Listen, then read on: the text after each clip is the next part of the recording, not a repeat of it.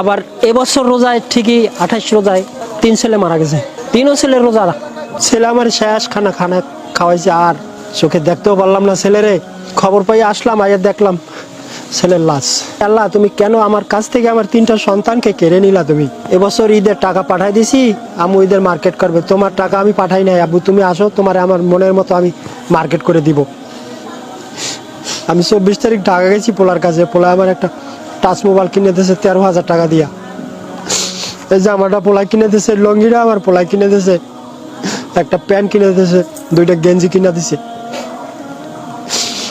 রাত্রে ইফতারি খাওয়ার পরে 9টার পরে খাইতে বসি, তখন আমার ছেলে আমার বলে যে আব্বু 2 বছর তোমার সাথে আমার কোনো দেখা সাক্ষাৎ নাই, তুমি বাড়িতে আসুন, আজকে আমি তোমার খাদিম দিই, তুমি মনের মতো খাও, মনের মতো করে আমি তোমার খাদিম দিই।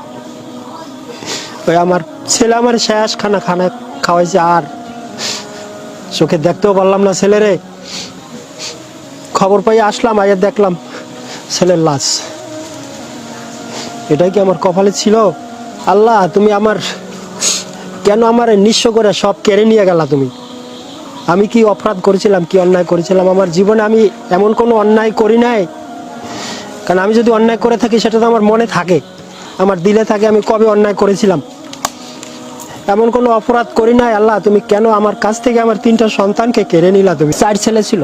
3 বছর আগে রোজায় 18 রোজায় ওর নানা বাড়িতে বসে পুষ্কুনিতে পড়ে মারা গেছে একজন। 18 রোজা, ঠিক আসরের নামাজের পরে। আবার এবছর রোজায় ঠিকই 28 রোজায় 3 ছেলে মারা গেছে। 3ও ছেলের রোজা, 3টা ছেলে রোজা। এবং বড় ছেলে একটা রোজা ভাঙেও নাই। একদিন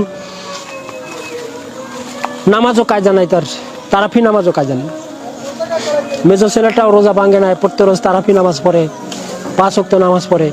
ছোটটা মাঝে মাঝে না খাইয়াও রোজা রায়, ওরে উঠায় না, ছোট মানুষ তো ও উঠায় না, জিদের চড়ে সারাদিন না খাইয়া রোজা রায়।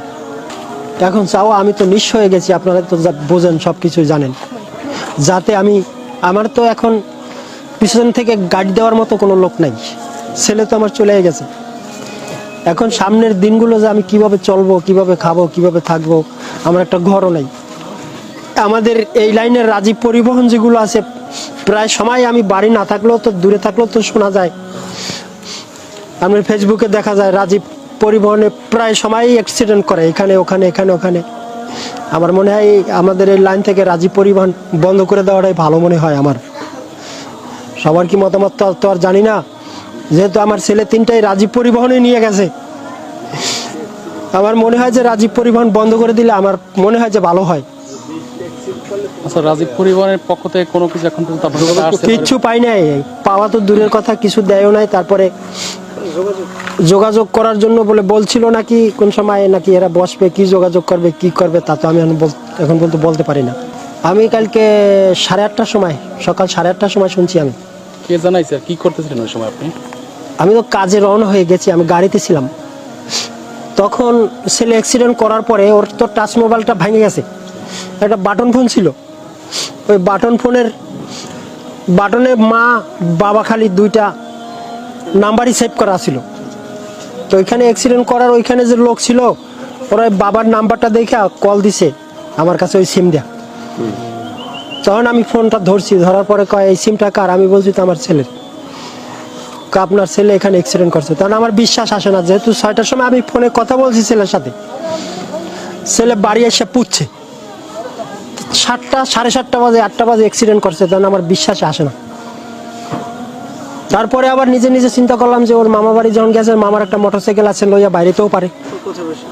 কিছুক্ষণ পরে আবার ফোন দিছে, ফোন দেওয়ার পরে বুঝলাম যে না, ছেলে